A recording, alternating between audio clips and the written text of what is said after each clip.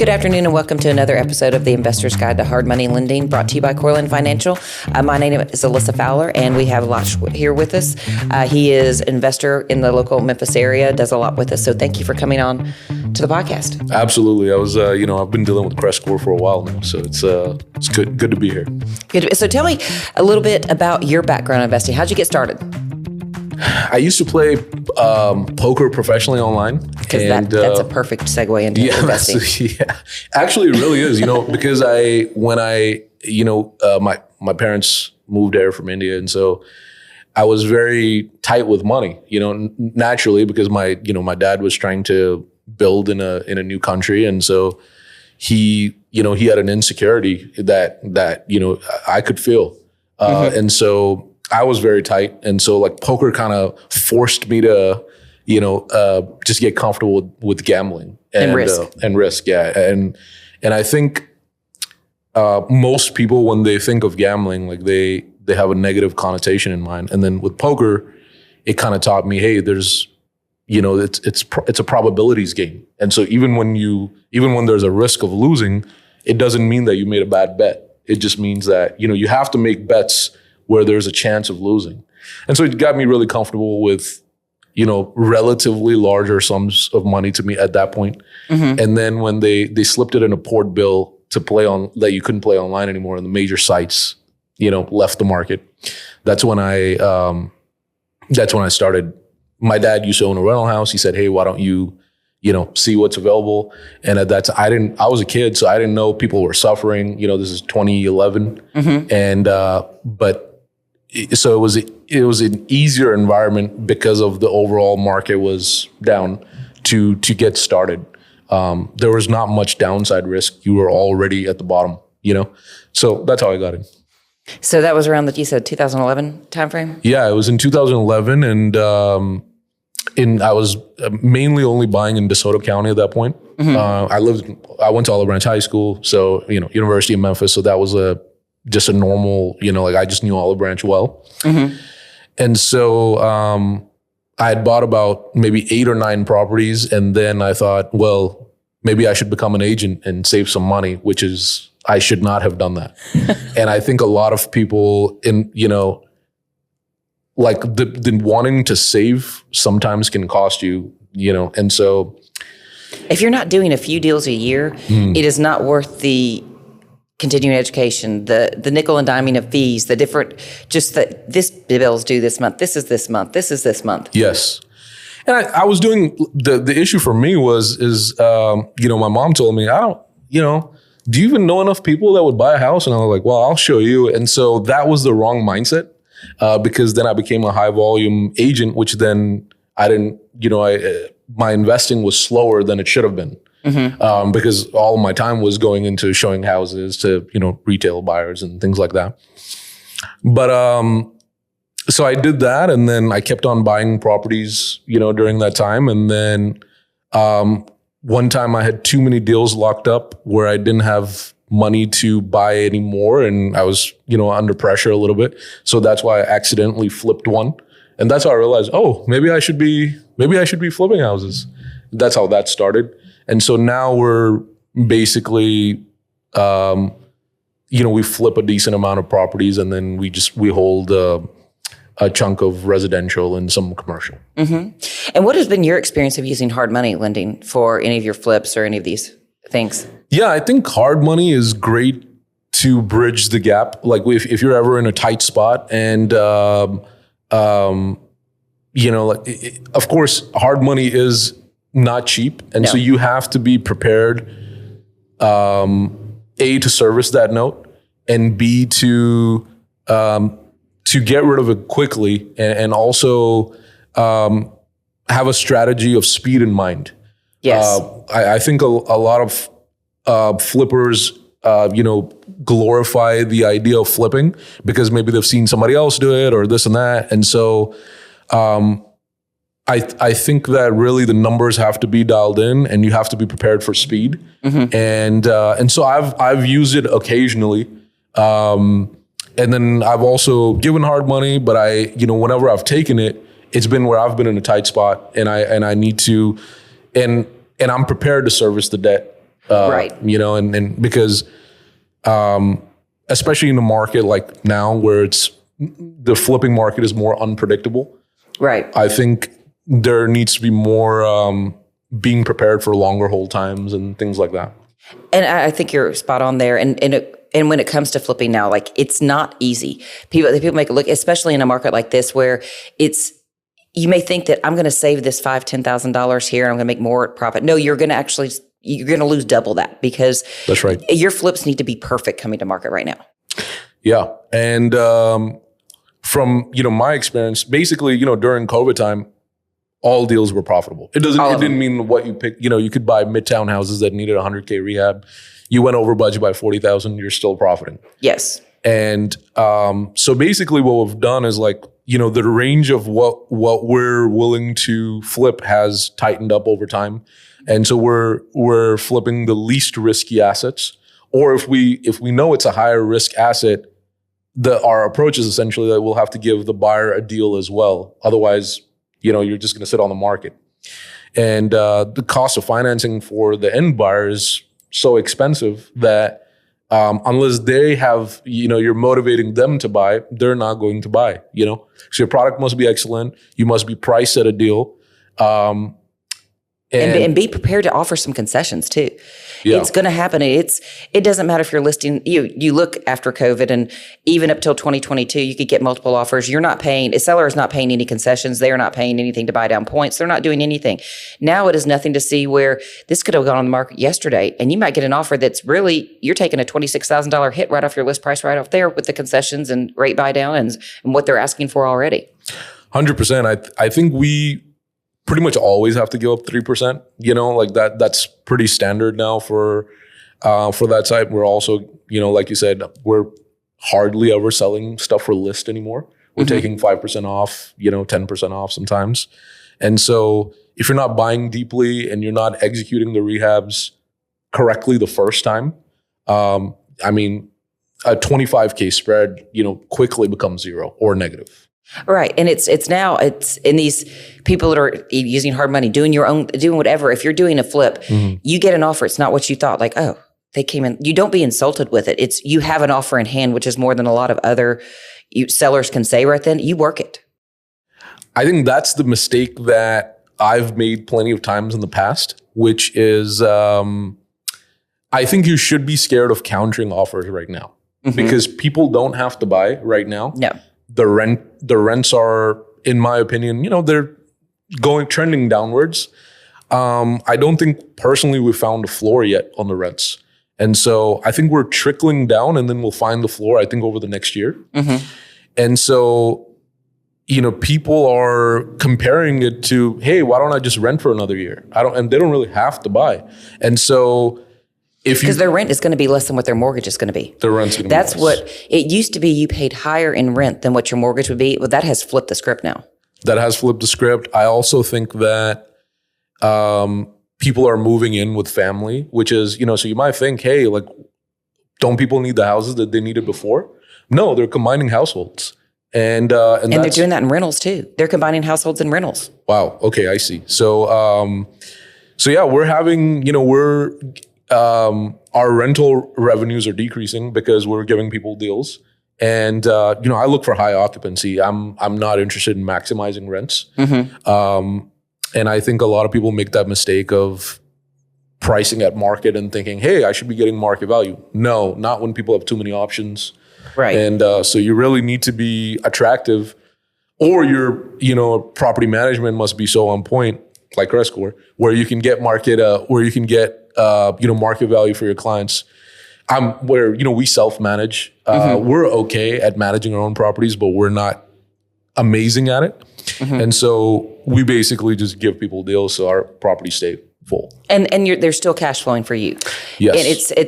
And that's where, on the flip side of that, where we've been experiencing appreciation. It's been plateaued and it's kind of trickling down. But in a lot of these areas that are heavy rental markets, rents are coming down. That means the value of your property is going to start coming down too, because. Yep.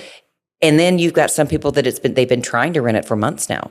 And so then, they're just going to sell it. And versus, say, for example, in 38127, where a year and a half ago, they could have sold that 3.1.5 or 3.2 for $150,000. Well, it's sitting vacant now. So but they're selling it for 120, and that's going to be a valid comp on the MLS that an appraiser is going to look at. Oh yeah, I think that. I think especially the turnkey areas where it made a lot of sense to buy a lot of these houses are unless you're Section 8, you're dealing with a lot of job instability as well now. I'm still not sure what the AI. I think nobody's fully sure how far the AI job loss will go. Amazon is saying they're going to cut this many jobs, that many jobs, and Nike's cutting jobs. And those are big employers here for in that market that are going to be rentals. Like it really is kind of scary where that could go. So you've got to be prepared for it. I mean, it is Absolutely. what it is. It's coming down it's coming down the river for you. You better be prepared. Not only that, I think when there's a shortage of capital in the market, I think you'll also see more lawsuits just of any kind. When people are not making any money. The ones that are productive get sued more. So you have to be more prepared with capital and reserves in general to be able to get through those times. I think it's a different time right now. But there'll be good opportunities for people that are willing to buy, because I think just like anything else, this will revert to the mean. And so I think we'll overshoot downwards right now potentially. And go from there. But right now the inventory is still tight, which is kind of interesting. I'm not seeing a bunch of inventory, but the buyers are even fewer. So, I know it's like what happened to it all. But you going back to like, unless you're Section 8, you mentioned that and people always want to go the Section 8 route. Well, you better have a very nice turnkey rental for them, because if you've got a good Section 8 voucher right now, you've got a golden ticket like Charlie and Chocolate Factory. I mean, you can, you've got your pick of whatever house you want. 100%. And that's why, the next guest, James Jones, this is what he focuses on. He made that pivot, I think, at the right time. We have a very small amount of Section 8s, maybe like 10 or 15. And there was generally like a little bit of we don't want to wait for the Section 8 process to go through because it takes a month and a half. But I think, if you're providing a premium product, then there is certainly demand for that product. And the people that have the vouchers, they're getting a better choice on product.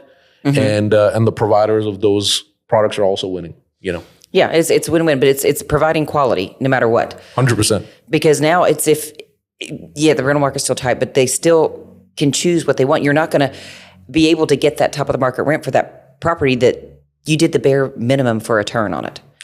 I think that we saw a lot of that during COVID, where people were not doing much. Like I was, because we try to do a great job on the renovations. Yes. And so we, over renovate. And at that time, we were still operating like normal and renovating heavy. And there's other people that weren't renovating and their houses were still moving. And so I was stepping back and thinking like, maybe I should change something. But I think that desire to provide a quality product, I think now matters more. It matters more. And it's ingrained in your, it's part of your process. That's You're not right. having to reinvent that. You were already doing it when the market got tough. That's exactly right. And we try our best. We're not perfect, but I think a lot of people think that investing is passive, and it can be. I think especially if you have great property managers and stuff like that. But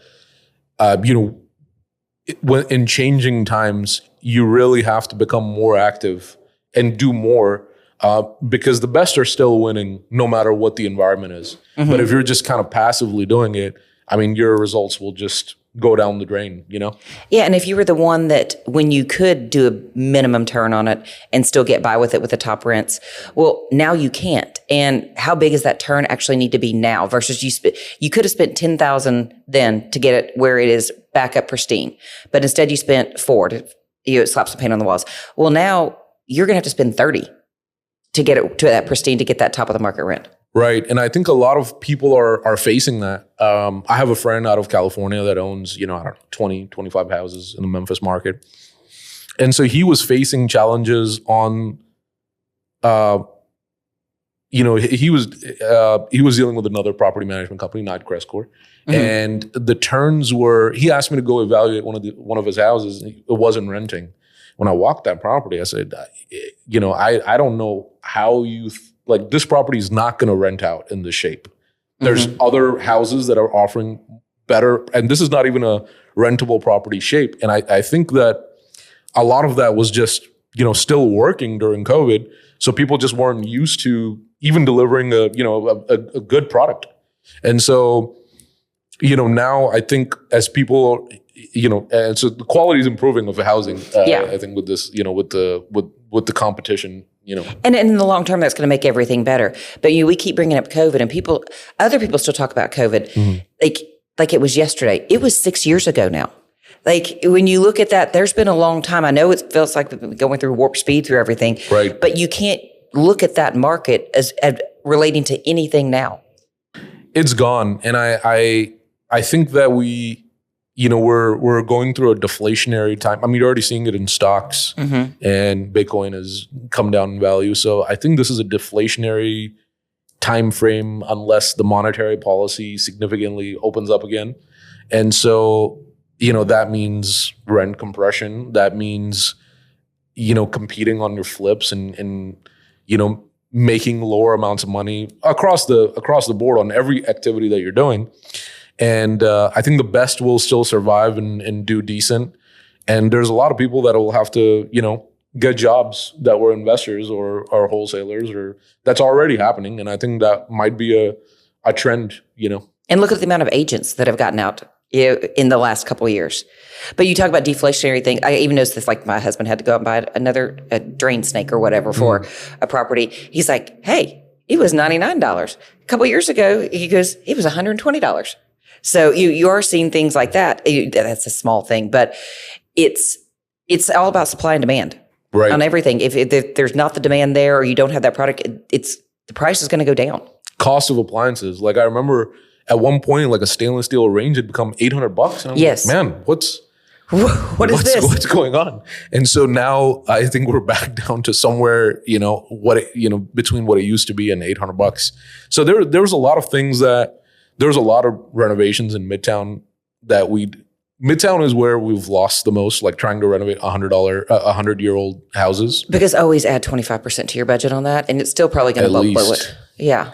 Every time I think, hey, this project's going to be done for 70, we're spending 140. Yes. And that's because, those are full coded renovations. Those tend to be gut renovations. And then it's like, what do you change? What do you not change? I mean, and you end up doing it all. And so well, to speak to that on sorry to interrupt you on there, but on things like that where I think that things have changed now where you could get by with leaving your knob and tube wiring up there or your asbestos insulation up there. You are not getting by with that anymore. Even if it's not touched, when it doesn't hurt anything if it's not touched, it's there. It's a stigma on it. It's kind of like aluminum wiring or those electrical panel, these ones, all these things that you're going to have to replace now versus you could just leave it be. You can't leave it be anymore. I think the buyers have more options, and so it's when you have more choice, and you get a big inspection report, and you're paying $900 a month in rent, or you could get a mortgage for $1,700 and take on this risk of aluminum wiring and this and that. Well, why would you? And so I think the most deflation that we're getting is in super old homes areas, because over there a lot of half rehabbed homes. I have a very good friend that does a very high quality job on renovations. And I think if the buyer is dealing with an educated agent, they'll point out to them like, hey, these are significant risks coming up for you, whether that's an electrical system, whether that's having to redo water lines or whatever. And those are big ticket items now. And redoing an HVAC now costs $10,000. Yes. And so I think that those older homes are getting less investor activity because investors are losing there because the renovations are high. And so slowly the prices are trending downwards over there. Yeah. And you've seen some investors go to more they'll buy the new turnkey construction, like new construction. It's going to go straight into a rental, but they know they don't have to. And we fund a lot of that with CoreLend with new construction where they are building to rent. And they're taking these lots throughout the city that they can get between $6,000 and $8,000, and they're building a 2.5 on it, renting it out for $1,900 and selling it for $200,000 to for an investor that thinks I don't have to worry about the roof, the water heater, the HVAC, any of that, unless they get stolen, for years versus something old. And then also too, and say you're first time home buyers, you say a new HVAC system costs $10,000. You at that $150,000 at sub 200, you've got a first time home buyer. Chances are they're going to have an FHA loan. They only have 3.5% down payment. Can they truly afford to go and spend $10,000 on an HVAC unit to replace it? That's a great point. Yeah, I think the new construction, I don't know how people are building at such low costs. Like it's phenomenal to me. I'm seeing, like, I was talking to my good friend Caleb at Renshaw, who I like Caleb. Caleb's awesome. And so he was doing some new construction and the people are producing a quality product. I think maybe the contractors are less busy now, and maybe that deflation is also hitting construction. And so they're providing a quality product and at a sub 200K price point a lot of times. And so I think that's, if I was an investor and buying for depreciation benefits, and I was sitting in California or New York or wherever, makes a lot of sense to buy new construction. No headaches, like you said. You don't have terracotta and cast iron sewer lines. That's a good possibility. That's right. The only thing is, they, you guys manage all over Memphis. So, Crestcore is very good at that. But like the AC units, you're going to have to find a way to not lose them. And because they have legs in Memphis. So, they do. So we, that, and we install alarms on all of our property, and we basically pay an HVAC guy to take off the unit whenever it's vacant and put it back on. And which an out-of-state investor is not going to automatically think to do that. Mm-hmm. But you have to hear him. And then we were having the discussion this morning at the coffee meetup, like, hey, air tags are, you can get a pack of 4 for $100. So you got people that are putting air tags in it because they'll follow them. They will get there. One of our borrowers, they weren't there today, but they talked about, they found it and followed the person that had their stuff on the trailer and pulled them over and said, hey, give me my stuff back. But the thieves are getting smart, and so now they check for air tags. Yeah. So I don't know if that strategy is going to continue. Really, I think the alarms and removing the HVAC before they can steal it, you steal it. That's the best strategy. So pay the $600, that it costs to remove and put back on. It's much cheaper than filing insurance claims, and your rates go up. Or I just look at it as like, hey, build it into the numbers, and that's a cost of doing business. And if you're not prepared for that, then there's a reason why you're getting a $200K brand new build house, is because the lot cost is so cheap, because there are those risks there. Just make sure you operate accordingly. Right. Yeah. You got to protect your assets. That's right. I mean, and that's in everything, but you'd rather stay ahead of the game because it's going to happen. I mean, it's just a fact of being an investor here in Memphis. You've got to outthink the thieves. There's only a couple of big risks that, when it's wintertime, make sure the pipes is a big winterize. And this was a hard lesson that I learned. I thought, hey, you could just cut off the water and open up the faucets and you're good. No. Sometimes there's water in the lines, and that can freeze and cause pipe bursts. And the house won't flood like if you hadn't shut off the water, but you're still dealing with some risk there. I didn't know that. So I paid for that lesson, learned, and now we blow out the lines now. Do a full winterization. Yes. Yeah, and that's what, for example, you talk about we have a property down in Oxford, and you just had the ice there. And it was, it's an Airbnb. Our daughter's going to move into it next year with her roommates. Cool. But we have zero damage to our house down there because we got a friend to go over there and blow out the lines, drain the water heater, made sure everything was up. But do you know how many other places there, because of the amount of investors that have Airbnbs down there, of the water pressure went down because all these hot water tanks were bursting left and right all at once. So yeah, I think so. The proper preparedness, and there's not a ton of things, like you said. It's just, make sure your property's secure and you have alarms and this and that. Actually, in some of the areas, we actually just leave the doors open and we have an alarm. When I say doors unlocked. Right. And so, because every time someone kicks in a door, that's going to cost me $500. So I'd rather them open the door, figure out there's an alarm, and then leave. That's much cheaper than someone kicking in and breaking the door jamb. You're right. And then we do, for CoreLend, we have REOs, we have alarms in there, and all properties. We make them on silent. Because then they don't think there's an alarm going off, and they go in there, and yes, we do, and they get arrested. And so there only, I think in one property we had, it was off Holmes, like here in 38122. And I put the sign in the yard. We'd had no issues with this property the entire time. Put the sign in the yard, had 3 break-ins that same day. But we put the silent alarm. 3 people got arrested. Well, no more issues with that because it was a silent alarm, because there are other vacant properties that you can break into where you're not going to get arrested. That's a great point. Yeah, we've definitely lost some water heaters and things before we learned how to, correctly navigate that environment. So I'm glad you guys are taking, the sign, I haven't put out signs since 2019 when like I think the break-ins from the signs really kicked off for us. It's like advertising. You're advertising the house is vacant. And so that's why we've stopped doing that. But, of course the thief market has matured now. And so now people go on, Zillow to figure out what's vacant. And so that's continuously, we play cops and robbers there. And but there's only a couple of risks. If you're doing a good job on the pipes and that, I think you're solid. Yeah, no, and it's what would for a first time investor coming to this market, what would your biggest takeaway key piece of advice be? I think I would. So if I was a brand new investor, I would buy something newer. Make sure you're not getting into a 1945 property and then, that you're getting at a steal. It's not a steal after you include all the costs. No. So get a newer property, get it in an area where the crime is relatively low, property crime. And so you're not, you're dealing with, and there's good people in all zip codes, but, you're getting a good rent rate where somebody has you're targeting somebody that has a good solid job.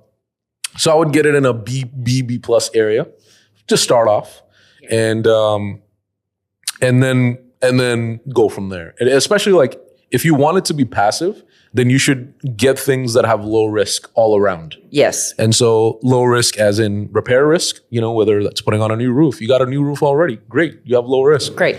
HVAC, good shape. You have low risk. And so, and then where your tenant risk is the lowest, where tenants have good jobs, they have consistent, with AI, who knows, where the good jobs are going to be. But from what you can, as best of a decision as you can make, and then make sure you have enough liquidity, because no matter what returns you think you're going to have, until you've had a vacancy for a year, and then the house also got flooded, or also this happened, that happened, you really haven't experienced net returns. Like I can tell you what my returns are on a portfolio basis. It doesn't mean on individual properties I'm not getting completely thrashed. Yeah. But as a portfolio, I'm okay because, I have my risk hedged with a large amount of properties. But if you have one or two and you have the worst case scenario happen to you, it can wipe you out if you're not prepared. Right. And I'll tell people that, one is not going to be life-changing for you. Right. One can be a headache. Right. Because you do have the worst case scenario happen to that one property. I mean, you've taken out losses, but you have 10. Chances are not all 10 water heaters are going to be replaced at once. It's leveraging, like you said, your portfolio. That's right. You got to get past the first one, get that, and keep building them to gain more. Absolutely. And I think it's, I've seen people buy $400,000 houses and rent them out. And it depends on what their purpose of renting out stuff is. If they're looking for depreciation benefits mostly, and they don't care about the returns as much, then they may want to go in an area where, everyone's going to have great jobs. The tenants are going to be, well off for the most part. And you're dealing with less risk on that side. Your returns are going to be low. But if you're a doctor making $2 million a year, well, just the write-offs, you can straight line depreciate, or you can do some cost seg and depreciate faster, whatever you want to do. But you're parking your money. You're parking your money. Not in the stock market, but into real estate. That's exactly right. And I think it gives you, and I ultimately, I think a diversified portfolio that has some stock exposure, because when AI takes off, you want to have a piece of that. People always need a place to live, so you want to have a piece of that. So I think a diversified way of investment is good, and I think depreciation to high earners is a big motivating factor, which you're not going to get in stocks. Right. And I would say those ones, the first time investor, if they're just your average, there's a lot of thousandaires here. There's not a whole lot of millionaires in the Memphis area. Those thousandaires, they don't need to be, in my opinion, Except don't need for Dean to be. Harris, Dean's out here, making all the money. So. Yeah, he is. He is. But those ones, they don't need to make the first one like, I'm going to go buy this because it's I'm going to go buy this $400,000. No, they need to focus on the ones where they're getting the 1% rule. They're getting this and you can still find those in these decent areas in Memphis. 100%. I think like zip codes like 38118, 38116. 115. 115, 141. 141 has values coming down. So that's a great, like that investment market is opening up, which wasn't producing 1% for some time now because it was adjacent to 125. And when 125 kicked up a lot, 141 kicked up. But now 141 is, stabilizing downwards. And so I think there's opportunities there. But yeah, there's a lot of, reasonable areas where you can still hit the 1% rule. So I think different strokes for different folks. There's a, if you want to park $5 million, for example, you may want to do it with, 10 Collierville houses, and you're depreciating and you've got good quality tenants and everything's great. Or if you want to focus on cash flow, like you said, 118, 117. Right. But where you don't want to, if you're not familiar with the Memphis market, where you don't want to go park that $5 million is a 25-unit multifamily complex in a C, D area. Might seem great that you've got all of these doors, but... Also, I think there's pros and cons to buying multifamily versus single family. Mm-hmm. As a multifamily, like your operation must be really solid because if you start failing on a couple of units there's a risk of a waterfall flight, going on, and that can become a big problem in a hurry. Now, if you have distributed houses in different areas, your risk is very hedged. One thing is not going well, no worries. It's kind of and so multifamily is great. I think if you own, either you have deep reserves or you also own a bunch of other things that are hedging your risk. Once again, diversifying your portfolio, That's even right. within real estate. I think a lot, and one thing I think that investors also have to be self-aware, as in, I think everyone falls on a spectrum of pessimist to optimist. And so the best investors are in the middle and they slightly lean towards pessimist or slightly lean towards optimist. The people who are overly pessimist, they don't take on stuff that has any risk to it. Right. They're never going to grow there. Or they're going to grow it very slowly. That's right. Because they're looking for a home run every time. 100%. And that's very rare. You're just not going to do enough volume to really change anything about your life. You're going to deal with all the problems and none of the advantages that really, you're going to cash flow $150 a month, or maybe you do one deal a year. Great. It's nothing not building anything significant. On the other side, there's people who take too much risk, and some of the foreclosures that CoreLend is getting might be some of the more the optimistic guys, and that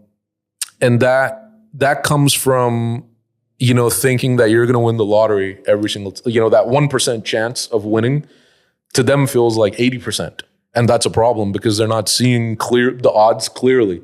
And so, I think the best investors are, they remove their projection onto the deal and they look at it for what it is, or they lean slightly optimistic, slightly pessimistic, and they are able to see what it is in front of them and assume, if you're wanting to ignore the risk and you buy an old home in Midtown, you think, oh, I'm going to win regardless on this. You're not. You might overperform. You might, but then you're fighting against the odds. This is an odds game. This is not I never depend on my exception. I don't have any exceptional abilities, but I never think, oh, I'm going to make a win out of this, no matter if everyone else is losing. No. If you're depending on that, well, then unless you're Kobe, you know what I mean. Like, right. You're going to have you might not even make it in the league. And so. So I think that realistic assessment of odds is matters way more in flipping, but definitely on the rentals as well, by knowing what your risk appetite is, knowing how much in reserves you have. This is why a lot of times, when people come to me like, hey, Laksh, do you think I should be buying a rental of this and that? I'm like, okay, well, how much money do you have saved up? How much is it? And then, they might feel I'm asking them too many personal questions, but that's the only way for me to give them any reasonable advice, because it depends on your overall picture of your financial picture on what risk you want to take. Yeah. And I tell people, like, new borrowers come in and they want to first get into investing, and they could be an agent. I can't believe more agents don't invest themselves because they're immersed in real estate all the time. But if you don't have a lot of capital built up, do a small flip, do a turnkey flip where you could have owner occupants or this, so you can build up some reserves. You don't start with the big home run flip, because chances are that's going to end up being, you're going to strike out on it. Yeah. And I also, speaking of exiting stuff, I think that was my weakness, is that, I got into assets thinking I'll never sell, which I think now I realize that's a mistake.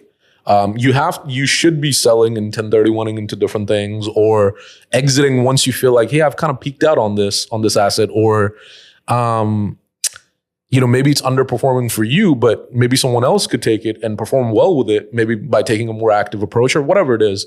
So you should be selling you should always be looking to trim your underperforming stuff, or things that, maybe you feel like an area is, going to downtrend for whatever reason. So you should always be moving stuff around. Pruning, I think, is a healthy part of, so, and propagating then. Yeah. So that's been my weakness, is not selling stuff. I got lucky due to the COVID bump and this and that, but that's something that I'm trying to improve on, is not getting, stuck in a sunk cost fallacy. If you're losing, if it's a losing proposition, you need to write a loss and move on, and that's something that you can't get attached to. Sometimes the best answer is the least worst one rather than the most winning one. Sometimes there is no winning option. And so that's something I'm improving on. But, and as James Jones says, bosses take losses. So you have to kind of, so if you've realized you've gotten in a situation where, there is no winning, sell it and move on, We've got one of his on Homeville right now, where it's listing, and it's like, okay, the freeze happened, and I get a call from the neighbor that there's water pouring out. So it's, it's that you're fixing it, moving on, sending them 1-day codes frequently of getting it fixed. So you're going to have losses. I mean, that's in any type of investing. It's on, like you said, on poker, you're going to have losses, but do you have enough to withstand those losses? I'll tell you an interesting one.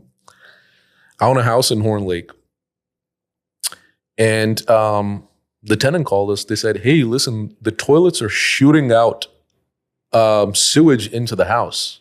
Oh, that's a new one. Toilets are shooting out sewage. And they said, hey, the bathtubs and the toilets are shooting sewage inside. What? So we go to investigate. We're thinking it's like a main clog in the main or something like that. No, the city's drain system was shooting sewage back into the house. So we reached out to the city, and we said, hey, listen, what's going on here? Are you going to cover, what, can you fix this? They said, no, that's on you. Like, what? I reached out to my insurance company, because now we had 2 inches of sewage inside the entire home, and loss of rents, loss of this, and lots of that. No, and biohazard. Our insurance company said, no, sorry, the backflow coverage, you don't have it. We don't provide it on investor policies. Said that's very interesting. So come to find out that's right. Unless the city has done anything wrong specifically, they hadn't done anything wrong. It was just shooting backwards because their sewage system was overloaded. What we did was we put in a backflow preventer from this ever happening again. And then we had to renovate the property again with biohazard mitigation and this and that and blah, blah, blah. And that kind of thing happens. And so if you're not buying right, or if you're not being patient, that can be very scary. So you might think, hey, I have insurance, I'm covered. No.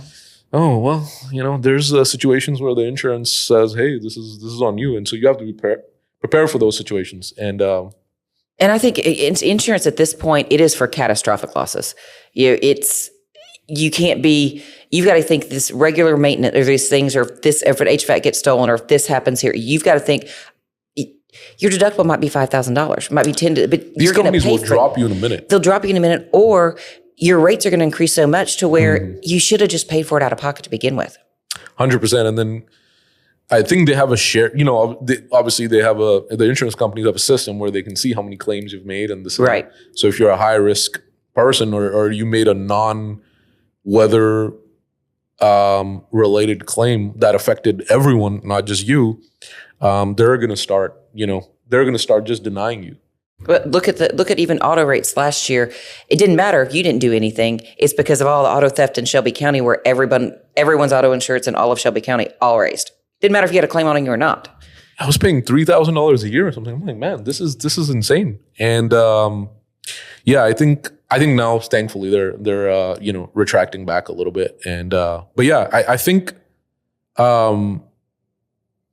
it's just not an easy game to play unless you are thinking. So the way I think about it is like, hey, what's my worst case scenario? Is that acceptable to me or not? And if you're not okay with the worst case scenario, don't play the game, And so just like in poker, when I sat down with a buy-in, I had already deleted it from my account. It's already lost. Right. So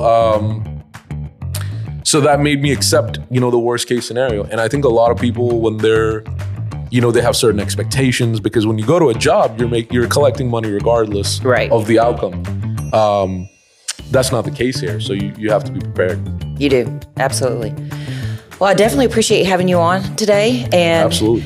It's you always bringing in new perspectives. So hey, it's been great. I think I've been CC'd with emails on you for it's great to finally finally put a face to the name. All right. Well, thank you all for tuning in. Absolutely.